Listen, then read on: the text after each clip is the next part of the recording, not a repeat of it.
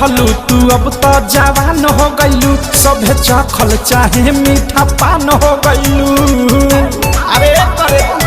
अरे सुनो हो लइका रहलू तू अब तो जवान हो गईलू सभे चखल चाहे मीठा पान हो गईलू। झीली दर डरे से दिल में बान मारता ऐसन बदबा लाजो रे पलाजो तो हर जान मारता लाजो रे पलाजो तो हर जान मारता लाजो रे पलाजो तो हर जान मारता लाजो रे पलाजो तो हर जान मारता।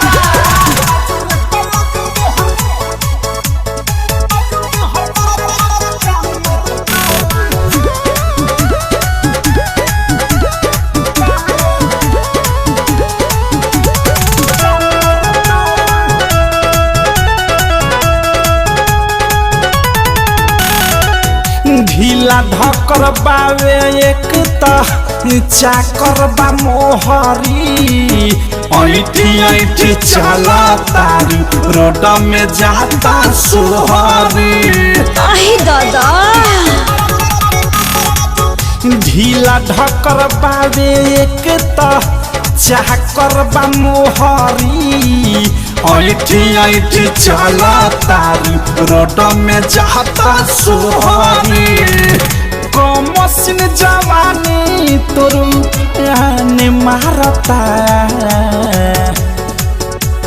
लाजो रे पलाजो तो हर जान मारता लाजो रे पलाजो तो हर जान मारता लाजो रे पलाजो तो हर जान मारता लाजो रे पलाजो तो हर जान मारता।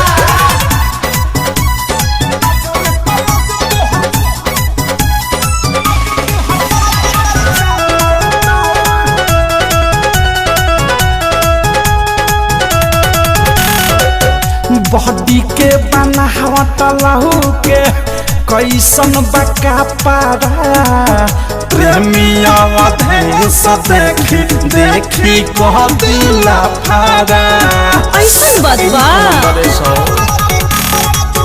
बॉडी के बनावट लहू के कैसन बका पारा अनुराग मुकेश देखी देखी कह दिला फारा। बिकी विशाल के तोर ढाला ने मारता लाजो रे पलाजो तो हर जान मारता लाजो रे पलाजो तो हर जान मारता लाजो रे पलाजो तो हर जान मारता लाजो रे पलाजो तो हर जान मारता। हो लइका रहलू तू अब तो जवान हो गईलू सभे चखल चाहे मीठा पान हो गईलू। झीली दर डरे से दिल में बान मारता लाजो रे पलाजो तो हर जान मारता